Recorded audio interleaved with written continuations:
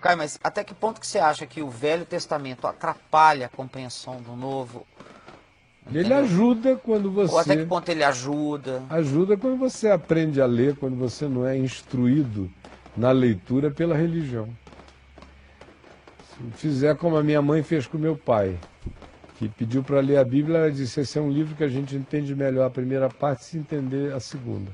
Abriu em Mateus e disse: leia tudo, até Apocalipse. Quando ele leu Mateus todo, mas Marcos, Lucas, João, se converteu em João 19, no mesmo dia, de madrugada. Continuou lendo, quando ele foi para Gênesis, ele só via Jesus no Velho Testamento. E o que não era Jesus, que tinha caído em obsolescência da lei, ele já tinha aprendido no Novo Testamento que aquelas coisas tinham caído em obsolescência. Ele, como um bom advogado e jurista e um homem inteligente e de leis, quando ele foi lendo que o escrito de dívida que havia contra nós e que constava de ordenanças tinha sido totalmente eliminado, encravado na cruz, e que o está consumado de Jesus significava aquilo tudo, que a lei tinha morrido em Cristo, que o fim da lei era Cristo, para a justiça de todo aquele que crê, e ele entendeu isso assim, ó. Primeiro dia, 2, ele tinha entendido isso. Entrou nele com a força de um arpão celestial. Quando entrou, mano, nunca mais o Velho Testamento gerou nenhum problema, porque quem lê a Bíblia a partir de Jesus sabe o que no Novo Testamento continua a ser vigente, e o que o que no Velho Testamento continua a ser vigente, e o que no Velho Testamento era apenas sombra, arquétipo, simbolização daquilo que Jesus encarnaria. E como Jesus já encarnou, aquilo tudo caiu em caducidade, em esclerosamento, como diz a carta aos Hebreus. E por que você acha que os caras que fizeram, então, não selecionaram e Problema. tiraram esse esclerosamento? Não, o aspas? problema é que o cristianismo nunca leu a Bíblia tendo Jesus como chave hermenêutica. Nunca, que é o que eu digo todo dia aqui. Se a Jesus for a chave hermenêutica, você lê a Bíblia e você entende ela toda. Não precisa que ninguém o ajude. Agora, se Jesus não é a chave hermenêutica, se a sua chave hermenêutica é uma ciência chamada hermenêutica, que vem de Hermes, o deus grego, e que é basicamente no cristianismo fundada em princípios interpretativos filosóficos de natureza aristotélica, portanto grega, não tem nada a ver com o modo de Jesus ler a palavra, nem dos apóstolos lerem a palavra, foi o que prevaleceu no cristianismo, foi a hermenêutica constantiniana, dos concílios do cristianismo, que é uma hermenêutica que tenta sistematizar a Bíblia inteira para fazer a Bíblia ser um livro coerente consigo mesmo o tempo todo, em cada página, em cada verso, em cada letra. O que é impossível, e quem diz que consegue está mentindo, e eu vou na cara dele provar que ele está mentindo. A Bíblia não é inerrante, nem na literatura ela tem erros literários, ela não é inerrante na cronologia, ela tem erros cronológicos, ela não é inerrante nas genealogias, ela dá saltos generacionais e só fica em cima das figuras pivotais mais importantes para marcar a história. Ela não quer ser um livro de ciência sobre como é que o mundo começou. Ela é um livro do homem. Ela não é nem um livro de Deus. Porque, sinceramente, Deus tem livros infinitamente melhores do que a Bíblia para escrever, só que a gente não compreende. A Bíblia é o livro possível para a minha compreensão. Não só a minha de hoje, mas a compreensão da humanidade nos últimos 4.000 anos. É o livro possível. O grande milagre da Bíblia é carregar esse conteúdo divino na relatividade de um livro preso ao tempo e espaço, escrito por homens num período de 1.500 anos, com mudanças culturais extraordinárias e políticas e de toda a ordem acontecendo no planeta. E ele está aí, o livro. Mas o livro não me é suficiente. Palavra de Deus é Jesus, ele é o verbo. A Bíblia é o livro, Biblos. É um livro, 66 livros, é uma biblioteca. Formada de textos. A Escritura é o texto. Agora, a palavra de Deus é Jesus. Então nós temos um livro chamado Bíblia, que tem um texto que são as Escrituras, que indicam a palavra de Deus, que é Jesus. Quem tem Jesus como a palavra de Deus pode ler o livro que vai entender a Escritura. E vai entender no livro e na Escritura o que era coisa passada e que morreu em Cristo, e o que é coisa passada que continua a ter a sua vigência, porque ela continua segundo o Evangelho de Jesus. É coerente com a continuidade do Evangelho de Jesus. Por isso você vê que a ênfase dos apóstolos é que nós, dessa geração da fé, dessa geração pós-Messias histórico, que nasceu depois de Jesus, nós somos fundados. O que Paulo diz diversas vezes? Qual é o nosso fundamento? O fundamento da igreja é o fundamento dos apóstolos e dos profetas. Com relação à lei, o que a gente vê? Quando Jesus ressuscitou, ele mostrou aos discípulos tudo que constava a seu respeito na lei de Moisés, que era quando Moisés dizia: eis que o Senhor levantará um varão mais poderoso do que eu, que lhes dirá tudo quanto tem que ser sabido. Isso milhares de anos antes de Jesus. As simbolizações e arquétipos do Velho Testamento, ofertas de manjares, de remissão de pecados, o holocausto pelo pecado, pela culpa, por isso, mostrou como ele era a encarnação realizada daquilo que no Velho Testamento era simbolização.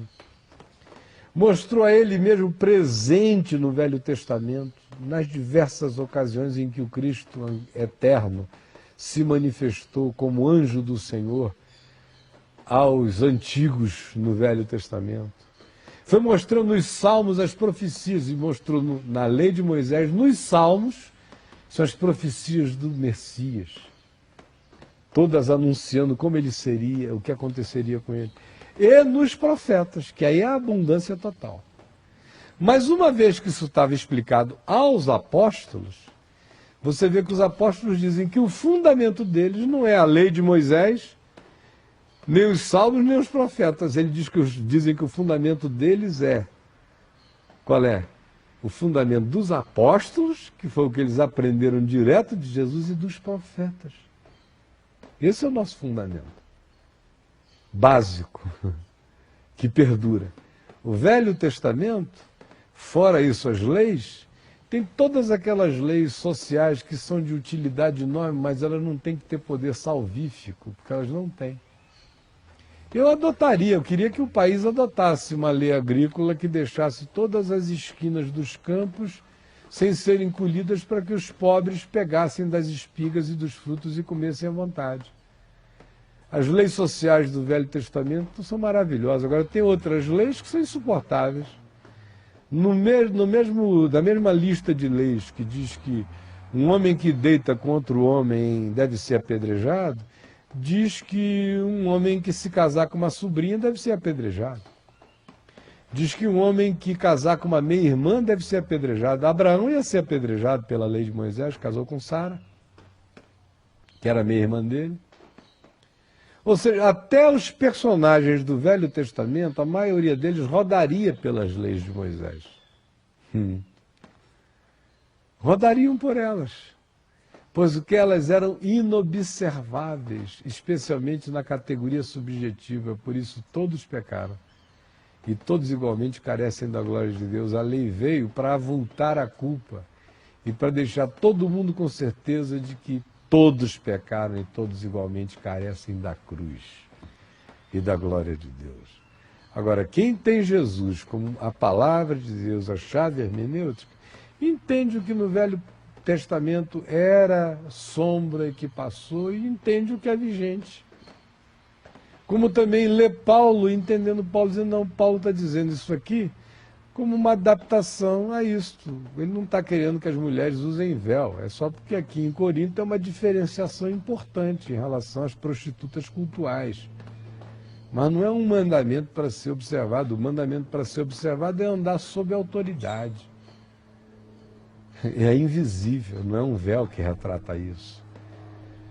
Ele manda os donos de escravo cuidarem dos seus escravos como a irmãos. Mas diz que é porque eles são duros de coração, porque eles, se quiserem tornarem-se discípulos de Jesus para valer, libertem os escravos. Porque em Cristo não há escravo nem há livre, não há homem nem mulher, não há bárbaro, nem grego, nem cita, não há etnicismos, sexismos, nem diferenças sociais a serem privilegiadas. Se nós estamos em Cristo, todos nós somos iguais.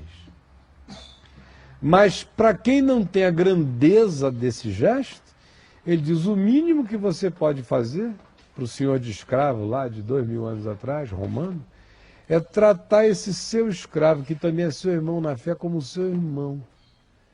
E ainda que ele seja escravo, socialmente falando, na sua casa ele é um liberto e você vai ter que tratá-lo com essa liberdade. Então, quando você entende que Jesus é a chave hermenêutica, entende que do Velho Testamento tem coisas que ficarão para sempre, tem coisas que eram apenas predições do que Jesus já cumpriu e encarnou, e entende que nas próprias cartas dos apóstolos tem pequenas coisas que são adaptações à conjuntura, mas o princípio que está sobre elas é maior do que a adaptação, e o princípio, sim, prevalece em qualquer norma cultural. Quem entende isso, meu irmão, vive com uma simplicidade o Evangelho que não encontra complicação. O pessoal não quer dar desconto para a Bíblia, né, Caio? Eles não querem, eles querem é ter Jesus inteiro e a Bíblia toda inteira. Só que se a Bíblia toda ficar inteira, Jesus fica mutilado, porque Jesus veio ao mundo para matar um monte de coisas que estão escritas na Bíblia contra nós. É o que Paulo diz em Colossenses, o povo não quer entender. Porque parece que estão pecando contra as páginas. Em vez de ficarem alegres de que aquele perrengue todo foi tirado e removido inteiramente, pregado na cruz, esvaziou o poder do diabo que vivia daquele poder acusatório contra nós. Secou o poço do inferno, mas os caras querem continuar debaixo da mesma culpa neurótica, querendo Jesus mais a lei toda, mais tudo. Não dá. O Jesus diz: olha, vocês escolhem, ou sou eu, ou fiquem com o livro, sem mim. Por que essa confusão toda evangélica no mundo? É simplesmente por causa disso, porque Jesus não é a chave hermenêutica. Eles têm uma ciência hermenêutica com a qual eles tentam interpretar Jesus e interpretar a Bíblia. Então, de fato, Jesus é um servo de Hermes, o deus grego. Servo da ciência hermenêutica grega. Esse é o nível do paganismo interpretativo ao qual 99% dos cristãos se submeteram esses 1.700 anos de cristianismo. E dá documentário para ficar falando disso. E vivem e não entendem. Eu repito. Aqui e ali alguém entende. Quando entende, a luz acende para sempre. Agora, até vencer essa crosta e o cara dizer: eu sei que Jesus é o meu Senhor e só Ele me basta, e quem tem Jesus tem tudo. A Bíblia virou um coadjuvante, cooperador, testemunhante do que Cristo veio fazer, mas o meu negócio é Jesus. Jesus é o Evangelho é Jesus. Por Jesus eu entendo o Evangelho, pelo Evangelho eu fico sabendo de Jesus. O Evangelho me informa quem era Jesus. E eu sabendo quem era Jesus, eu entendo o que Jesus diz no Evangelho. Quando o Evangelho me descreve como Jesus era e como ele tratava a vida, o Pai, os homens, o próximo, todos, me dá a chave de coerência interpretativa, porque se ele é o Verbo encarnado, ele não era um esquizofrênico, ele viveu a palavra de Deus por inteiro. Então nele eu vejo a palavra de Deus sendo vivida, interpretada e praticada. Com base no que ele viveu, praticou, eu entendo até o que ele disse.